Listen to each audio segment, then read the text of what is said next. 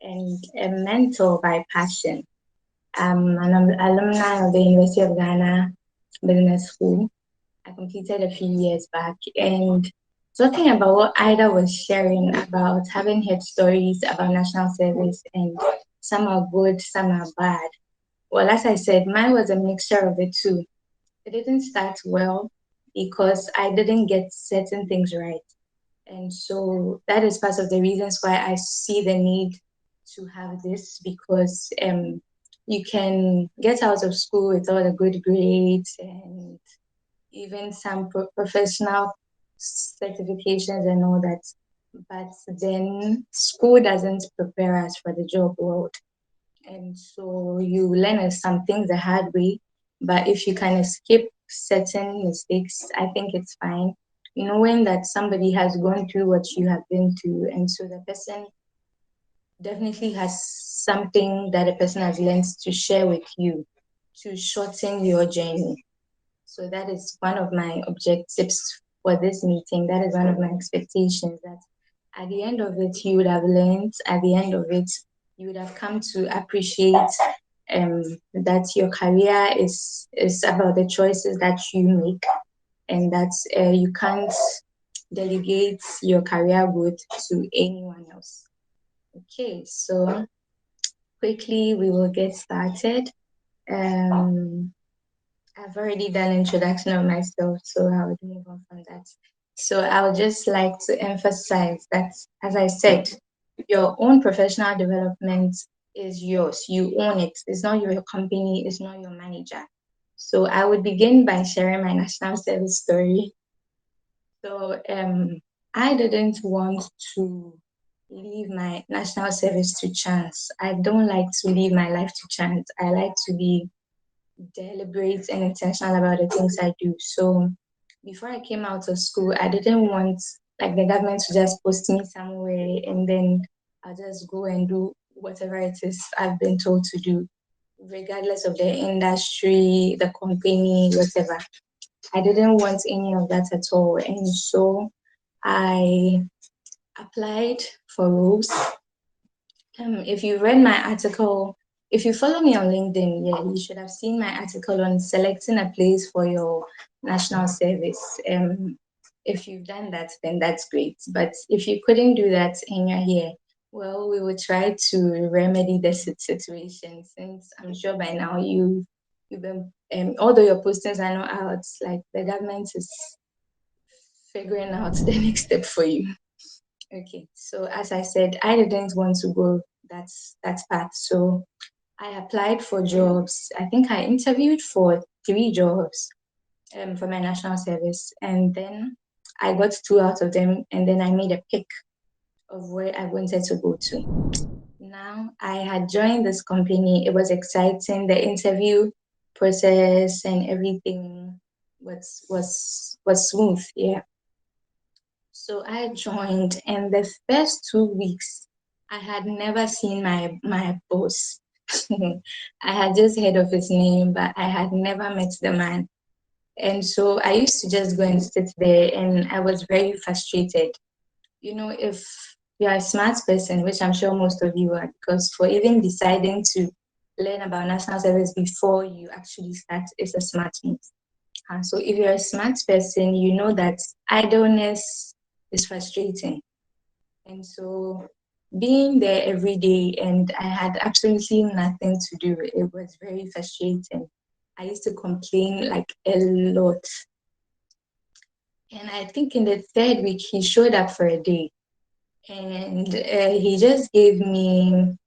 So if also the role was internal audit, so he just gave me the chartered internal auditor question bank. The fact that he gave me that just proves that he actually hadn't considered anything for me. He had no plan about my training, because I've not even gone through the course, and then you hand me their questions bank. Like, what am I supposed to answer from that? So he just gave that to me. He said I should go through it and that I'll learn a thing or two I need for the job. So I think I finished going through the whole thing in a day or so, because I really had nothing else to do. So I went through it, and then it was back to me doing nothing. So eventually I decided to volunteer. So I'll just go to the accounts department and ask them what it is I could help them with. So I was helping them with scanning and printing and filing and those basic things. But um, I felt they were a bit suboptimal for me because that's not what I planned to do. Yes, so the frustration continued till I came to the point that you can see here that you own your professional development, not your company, not your manager, you. If you end up in a company that is committed to training its people, that is committed to growing its staff, awesome. If you end up with a manager who has a plan for his or her subordinates, awesome. But what if you don't? Are you going to be frustrated like I was for like close to a month, or you would take charge of your career? So that is basically some of the things we are going to be talking about today. What you should do to prepare for your national service, the things that will help you during your national service, and even things that would help you after your national service. So I drew sort of like a map for service. Okay. So pre-national service, which is the stage you all are right now.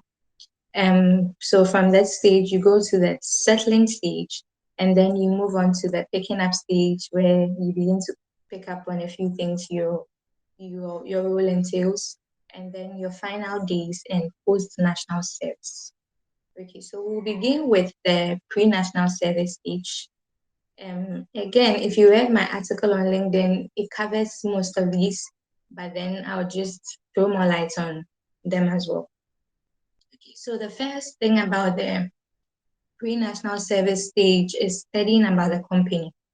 You can't just walk into a company that you want to work in and you know nothing about the company. Now you're asked, okay, why are you here? Then you say, because I was posted here. You don't know what they do, you don't know what they're about, nothing. Please don't do that. don't do that at all. It will just give you a very rough start. So studying about the company, you need to study about the company's culture, the company's values. So company culture is basically how things are done in the company, how the leadership style is, how the workflow is, how relationships are, what the people believe in, those kind of things. Now you can ask, how would you find out the company culture? You can reach out to anybody in the company on LinkedIn, and preferably those in the more junior role. I think they'll be more accommodating. And so you can just reach out and find out how things are run there. Is it a long chain of command? Is a company free, or is strict? You know, some companies are very strict and formal. Some companies too are more laid back and relaxed. It will be good to find out that before you start. You want to find out if um you want to find out if your how the management is, are they people who will come down to your level, or they are people who will always be high far above you. You would want to know that so that it gives you an idea of where you're going to join. You'd also want to learn about any news about the company. So if you come across any news about the company or any events or things that they have done, you can just read about that. So you can Google the company, and then in the options, don't choose all, choose news. So you can see anything that they have done in recent times. Now, what that would do for you is to let you know the things that they are passionate about, the things that they are concerned about. So, for example, if you read that they've done any corporate social responsibility in a field, then you know that this company is passionate about promoting a cause like this. If you read that they have promoted someone, you can research on the person to know the kind of people that they promote, what they look out for in people. for their promotion. So all these things will help you to learn about the company.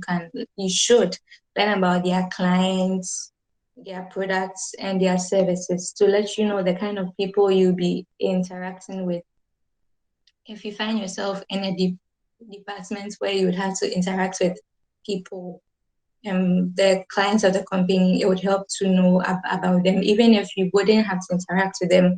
But maybe, let's say you are in accounts, you'll be um, doing invoices for them or something. You should understand them to an extent so that you know what it is you are doing. So all these things are things you should do before your national service. I remember when I went for one of my national service interviews. So I was asked what is my price, my salary expectation. And fresh out of school, I said 3,000. The HR was like, "Hey, why?" And I said, "Well, I heard it's an oil company, so you guys are rich. But if I had just reached out to somebody in the company and then asked, how much on the average does a company pay for service, then I would have a more informed answer to give and not give such an outrageous amount for national service. So it's good to go in with at least something you can start with. Now, also in your research, it's good to go in knowing about the industry.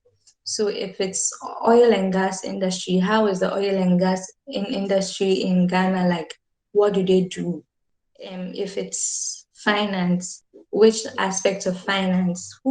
Which authorities regulate them? It's good to know these kind of things. It will give you a foundation. So if you actually find somebody who wants to help you, train you, and coach you, you wouldn't go like, "Hey, I have come, I don't know anything, teach me something." It will be harder for you to learn then. But if you've read about the company, you've read about the industry and what you do and all, then when the person is helping you, things will make much more sense to you because you have an idea. You didn't go with an empty head. You actually went with some information that the person can build upon. And so it's good to research about the industry that you find yourself in. What are some of the challenges that the industry faces? Those kind of things, just to give you a fair idea. Now, one other thing I didn't create a slide for, but if you look at my map, you can see it here and under the Green National Service stages, ease of work. Ease of work. So when your postings come out, you would want to know where the company is, how to get there. How to get there. So ease of work is basically preparing yourself in that line, things that will make you more comfortable. So you want to know how to get to the company every day. You would want to know how to dress up.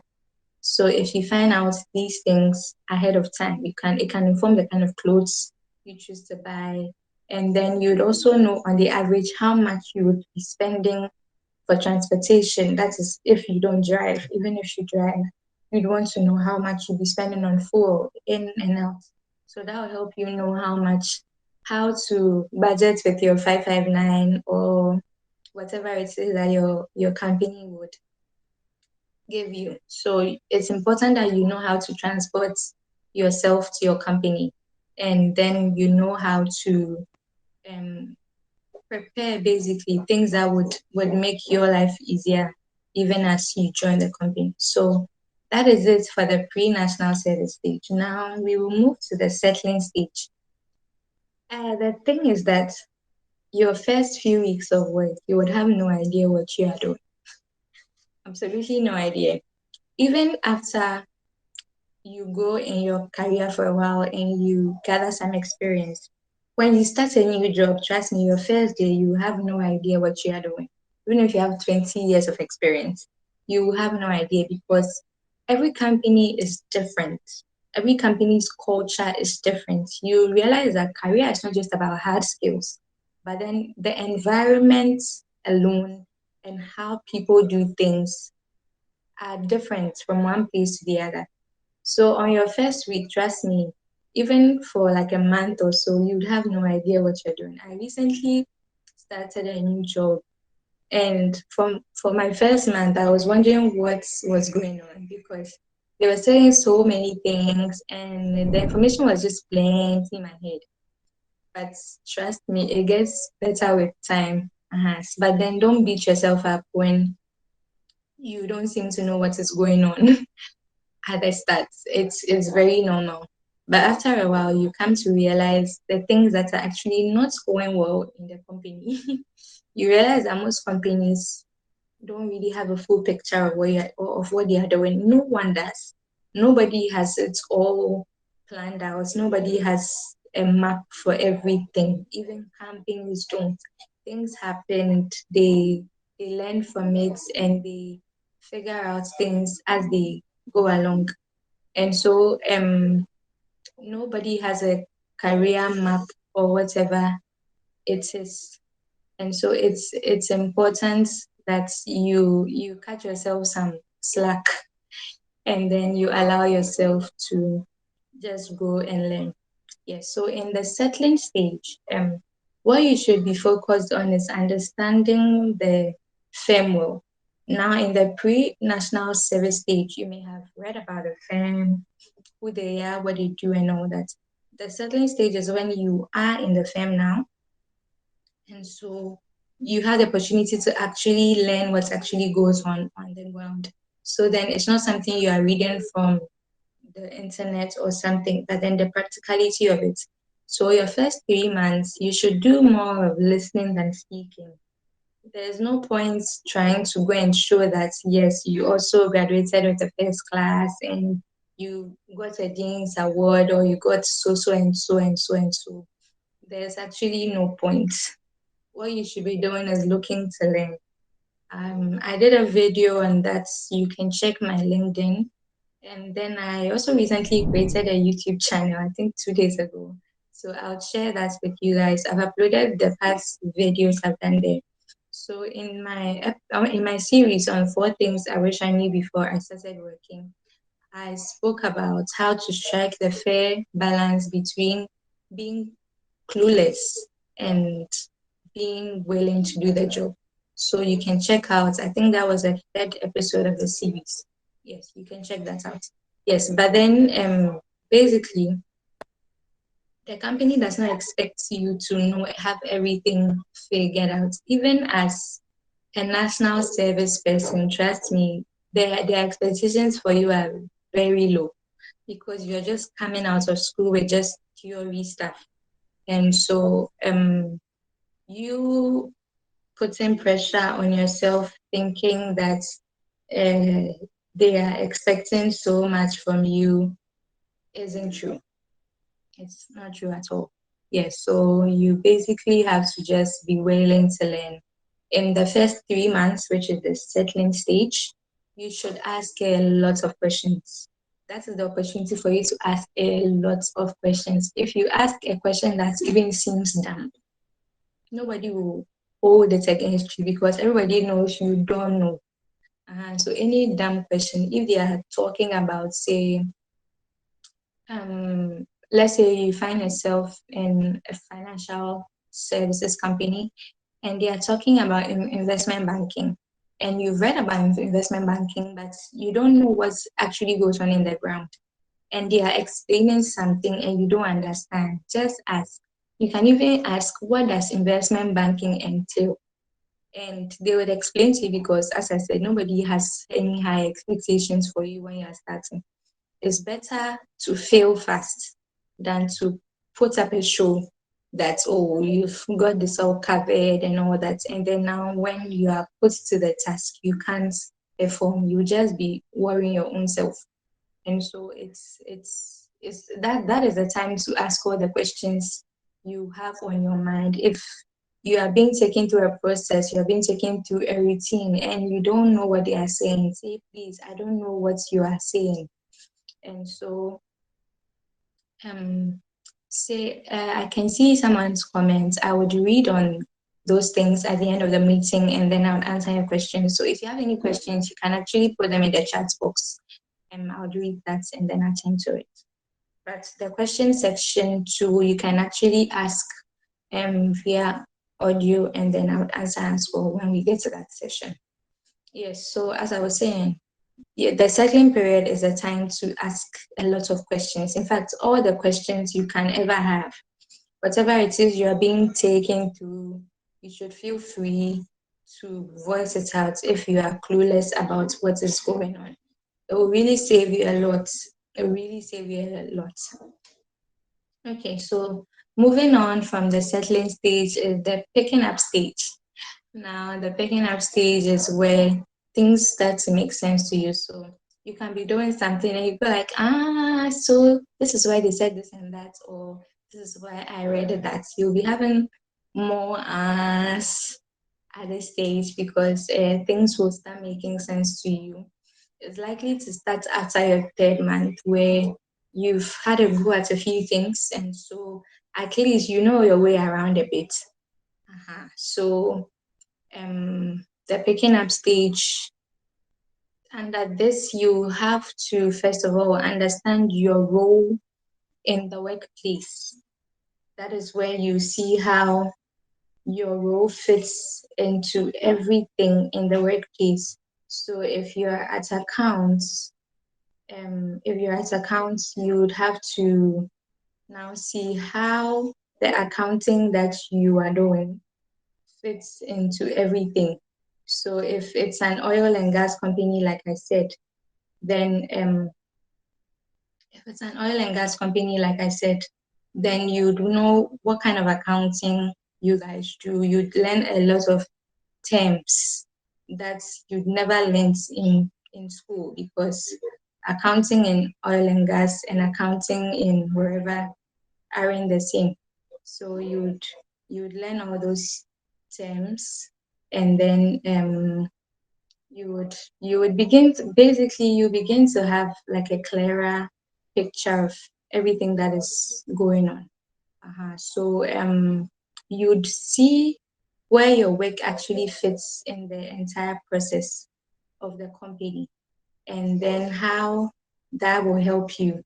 So that will help you to appreciate what you do, because you know you are not just doing things for doing sake, but you know that what you are doing is actually contributing. I mean, if you are doing something that has or makes impact, then you can be rest assured that you'll be more motivated to give it your best than knowing that you are doing something that nobody cares about. So that is one thing that this stage will entail. You'd also learn the skills that are relevant to the work that you do. So the company will take you through, if they use softwares, they will take you through some of their softwares. If they have procedures, if they have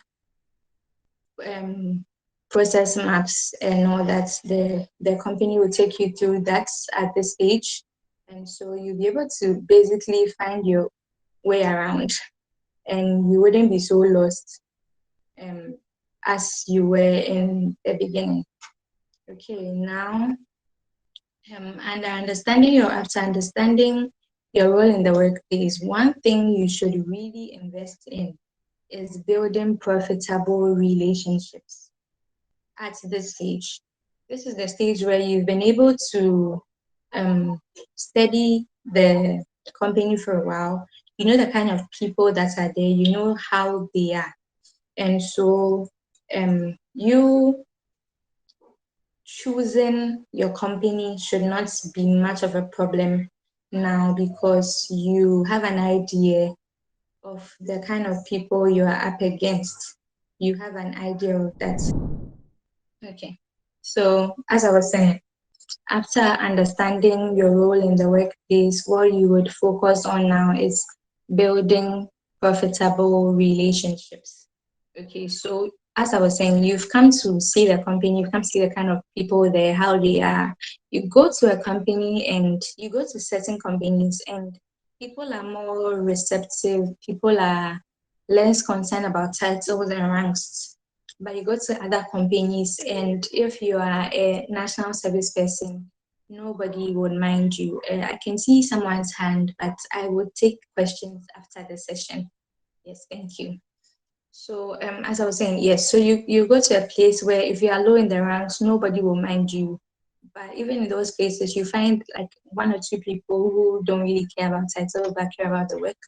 And so after you have gone there for a while, now you're about 3 months into the job, you've come to understand what actually goes on in the company and how the people are. Now you have to build profitable relationships with people. Samira, too, I would attend to you after the session. Thank you very much. So you'd have to build profitable relationships with the people that you meet because trust me, you can't do it alone. You don't have it all figured out. You realize that many departments in the company work together in one way or the other. So you would need somebody from IT, you would need somebody from accounts, you need somebody from human resources, you need somebody from everywhere. And if you don't have a relationship with people, they are not as eager to help you as you would think. If it's just work, work, work, work, work, and you don't even say hi to me, then if I see you and you say you have a problem, I'm not motivated to help you in any way. And so you have to put yourself out there a bit. When you go for lunch or something, you don't just go and sit in a corner and put earphones in your ear and do your own thing. Like say hello to somebody, reach out to people, offer help to people. People don't like one-sided relationships. I'm sure you don't. If all I do is to come to you if I need something, if I don't need something and I see you, I just pass by. Like that's not a relationship somebody would want to build. And so if people approach you for things, offer to help people, offer to be there for people. Sometimes you yourself can also go to people and say, oh, I have seen that you struggle with this and this. How can I be of help to you? You should make the relationship a mutual one. Yes. And then doing this will help you to know people on a more personal level. On a more personal level, because people actually like it when people are concerned about them. So if it's not always work, but sometimes you ask me, oh, how are you doing? How is your daughter? Especially you meet a lot of adults, yeah, who have a lot of like they have kids, they have other issues with their cars and all that. Even your boss. So let's say your boss mentions once that oh his child was sick or something. You don't just say that oh how is that my concern? Then next day, if you can just check up, oh, how is your child doing? Is everything all right? Have you been able to get your car back? Like, show concern for people. And that is what will get people to be willing to help you when you need help. And then one thing that would definitely help you is if you embrace diversity. The corporate world is filled with different kinds of people with different opinions, different belief systems, and all that. You can't go and be forcing your beliefs and mindsets onto people. It's not done. You meet somebody, say you're a Christian, you meet somebody who is a Muslim, you meet somebody who is a Buddhist, you meet different kinds of people. You can't go and um, say that I put it to you, give your life to Christ or something like that. It will not work out. And so you have to be accommodating. You know that people were raised in different backgrounds. And so if you were privileged to be raised well, that's on you. So yes. So you have to embrace people's opinions. Okay. Thank you for the feedback. Yeah. So basically you are there for work. You are not there to raise someone's child for the person.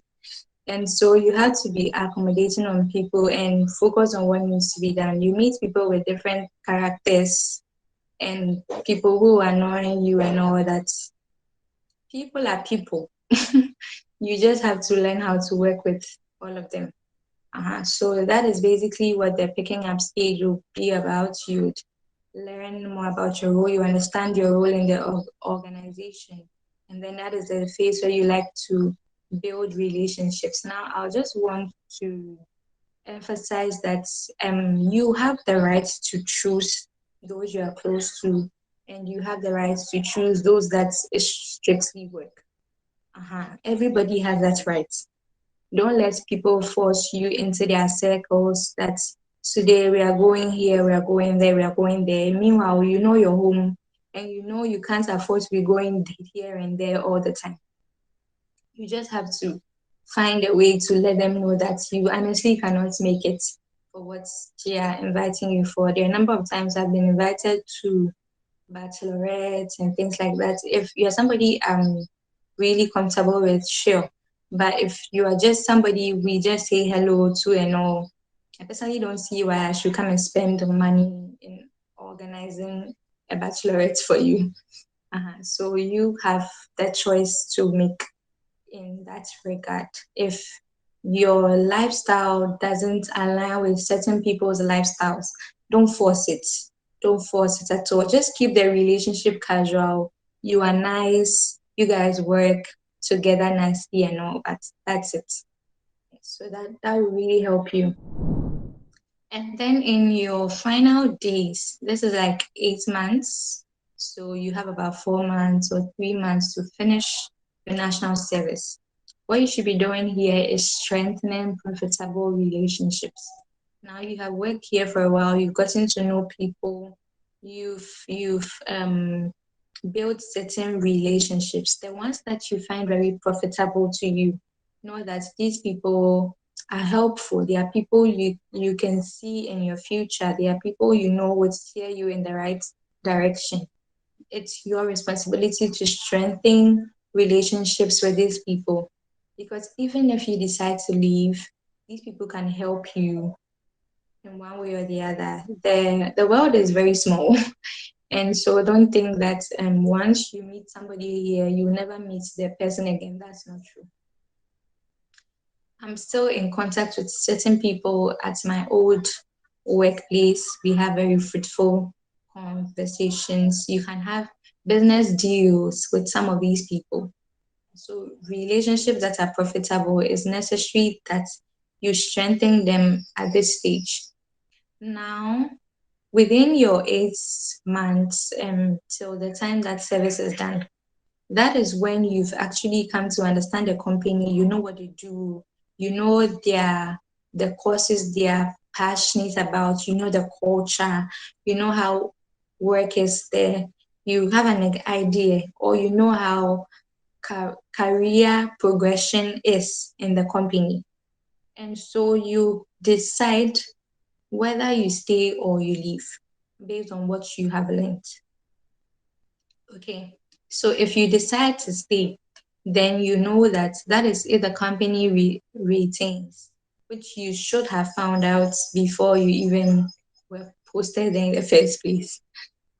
But well, if you didn't, well, so if you decide to stay regardless, you would have to prove yourself worthy, because now you have learned quite a lot.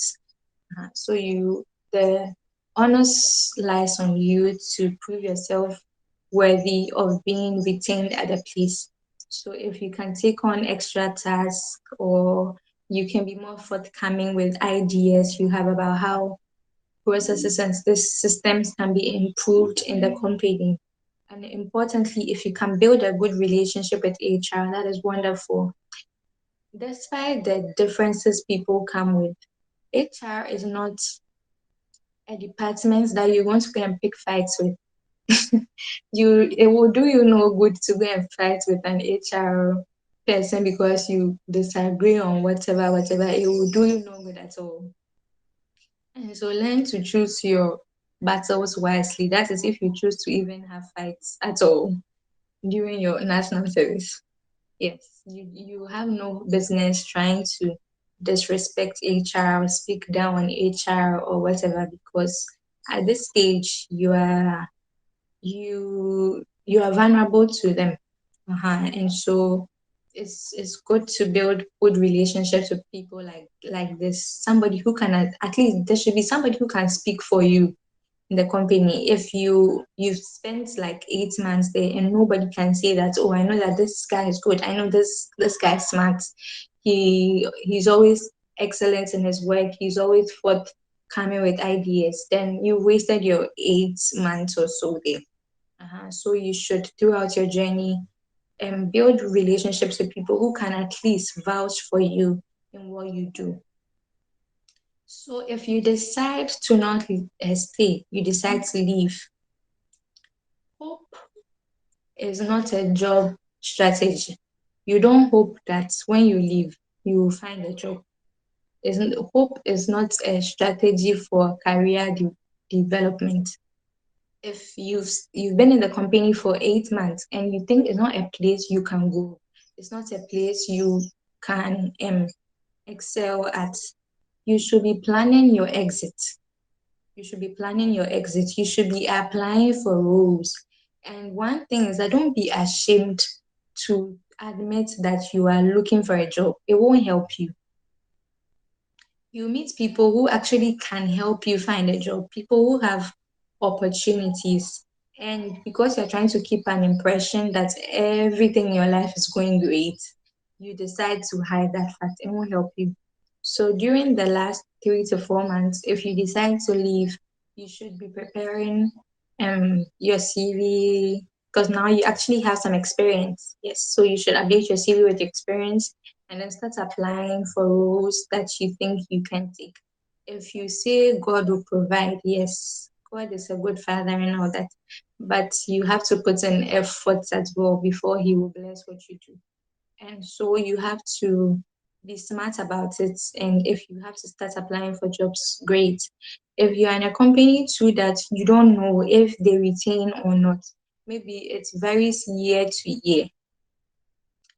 You to hope of retention is not a job strategy. So as you are hoping to be retained, think on the other side too that what if you are not retained? So you should also be planning, looking out for opportunities that you can take advantage of when your time is ended and you are not retained. Yes. So that is what you should be doing in your final days for the NSS. Don't just be saying that, oh, it has been a long year and you are tired and you want to rest a while. Then after that, a job will locate you. Ghana isn't like that. Ghana, the jobs are fewer than the people. So you have to be intentional about your job search at this point. Okay, so post national service. So let's say you didn't stay, you left. Now, what you should do is to maintain profitable relationship that you built at your old firm. Don't say you've left, so that's all. There are people that, as I said, you can end up doing contracts with. People can bring you contracts if you decide to start a side hustle or something. They can be part of your first clients. They can be your hype team. People can be your hype team. And then it's also an avenue to exchange ideas with people, because these are people who you've worked with. They are also constantly learning just like you are doing. And so you can exchange ideas with them. You can also get access to new opportunities. Some of these people have jobs lined up that they can easily refer you to if you are constantly in touch with them. So you just say hello, how are you doing, and all that. Just show concern for people. Yes, and as I said, they can become your business partners. And then they can also help you get support from high profile people. People are linked, people have networks. And so sometimes, let's say you want to start a company or something, somebody from your old company can be the one who would link you to get a bank loan that you need or something. But say you decided to cut everybody off because you are going your own way, then you would have missed out on that. Okay. So this is for the stages for the national service. Now we will move on to certain things that will help you regardless of the stage that you are in for your service. Certain things that will definitely help you, regardless of the stage that you are in for your service. Okay. Now, the first one I would speak about is exhibiting good attitude and good work ethics. Exhibiting good attitude and good work ethics. Arrogance will not help you. Arrogance, it won't help you anywhere in life, not just in your career, but everywhere in life. Arrogance will not help you. And so you don't go and act all high and mighty when you go to the office and then you feel like everybody is at your beck and call because you finished with the first class or something. Arrogance is not going to help you at all. And so you have to be a pleasant person. Someone people would actually want to spend time with. Somebody people would actually want to help. You know, there are some kind of people that when they ask you for help, you drop everything and help. There are some kind of people too that when they ask you for help, well, if you're free, fine. If you're not free, well, there are some kind of people too that's an outright no, because probably they mistreated you. So it's good to exhibit good attitude and good work ethics. You don't go and say, "Oh, I'm just doing service, so anything goes." You are complacent. You're not forthcoming. If you are given deadlines, you don't care. That will not help you. And as I was saying, and when you're starting out, listening more than you speak. There's absolutely no point trying to show off because nobody has a higher skill for you when you are starting out. And so there's no point at all trying to show off. And learning to feel fast. Mistakes that you make when you are starting out are more tolerable than mistakes that you make when you've been in the job for a while, they've trained you all these months or something, and then you are still making petty things because at the beginning stage you didn't ask the right questions to be able to understand well what they require of you. And so learn to fail fast and then move on. And then don't play small. The fact that you are going to be humble and all doesn't mean you should look down on yourself. So especially to my sisters here, don't delegate things to the guys and say that, oh, let the guys do it or your bema, those kind of things. The workplace is not a place to go and submit to whoever it is. You are all equals at the workplace. If you have an idea, share it. If you have an opinion, air it out. If there's something that comes out, decide who would like to do this, put yourself up for it. That is how you would learn. So don't play small. The fact that you're humble doesn't mean if you honestly have an opinion, you just shut up and sit down. No, that one too will not get you anywhere. And then what's your company? Like I said, you choose the company you have. Not everybody is your friend. People are just workmates, and that's fine. That's really fine. And not everybody will like you. There are people who would not like you for no reason. You are there to work, you're not there to be liked. And so it's fine if people do not like you. It's fine. Just move on with your life. And respects people. Look beyond titles. Respect everyone from the security man to the receptionist, the cleaners, to management, senior management, and all. Respect people for who they are. Respect people because human beings, like people deserve respect. It's not just about titles. And so don't say that because this person is not a manager, I will not respect the person. No, respect everybody. You never know where you meet somebody in life in a few years to come. And then in your studies of the culture of the firm, you should study the preferences of your immediate boss because that's the person you'll be working with most of the time. How does he like things to be done? Otherwise, you'll constantly be striving and striving and striving, yet you will not please him because probably you are doing things the way someone else's boss would like things to be done. And so, as you work with your boss and endeavor to learn how he likes things to be done, how does he like presentations to be made? How does he like a PowerPoint? How does he like to even something as simple as align his text and all those things. It would really save you a lot of stress. And then always be on the lookout for opportunities to grow in the firm. That will happen when you put yourself in situations that make you uncomfortable. So there's a presentation of something, you can take it up and do.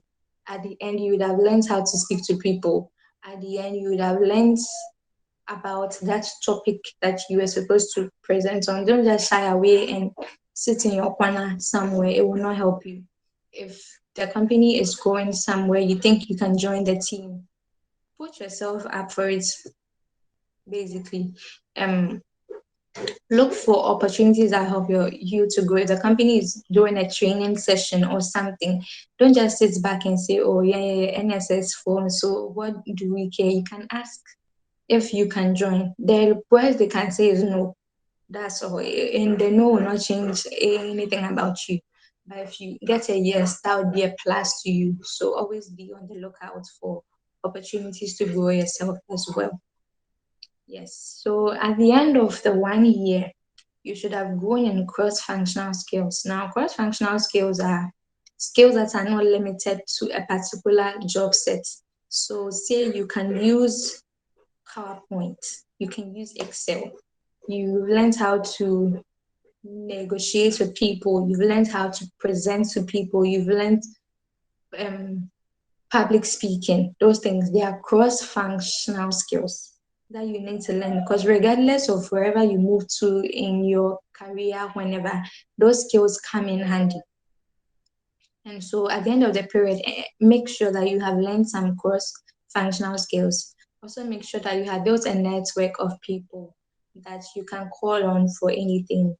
And then you should have taken a relevant course or courses. So if you want to start your professional certification or something, this is a good time to start. After settling in the company for a while, you'd know how to adjust your schedules to make room for that as well. And if you want to take a course, say you've seen that this skill is helpful in your work, you can take a course on that. There are many places you can go to: Udemy, Coursera, LinkedIn Learning, many places where you can take such courses to add to yourself. As I said, your career is your responsibility. Don't wait for the company to organize a training before you learn. You owe it to yourself to always be constantly learning. And then at the end of the period, you should have saved some money. Don't go chilling and chilling and chilling. And then at the end of the period, you didn't have saved any money at all. So in my series on the 4 things I wish I knew before I started working, the very first episode, I spoke about having a plan for your money. You can check it out on my LinkedIn or on my YouTube, Rosemary Siama. You can just search Rosemary Siama. Yes, so you can learn a few things about what it means to have a plan for your money and how to make sure you're making the most out of your money during your early career journey. Yes, so you should have also saved. Yes, it's very necessary. Don't fall into that trap where at the end of your service you have nothing. Now you are wondering, hey, as a 559 has stopped, what am I going to do from then? That's when desperation sets in. But if you saved up something, it will help you even if you don't find a job immediately. It can cushion you for that. Okay, so basically this brings me to the end, and congratulations on staying with me and making it that far. So quickly we would zoom into questions time. If you have any questions you would like to ask, now is the time. I think Samira wanted to ask a question. So Samira, this will be the good time to ask your questions. You can just raise your hand and then I'll call you to speak.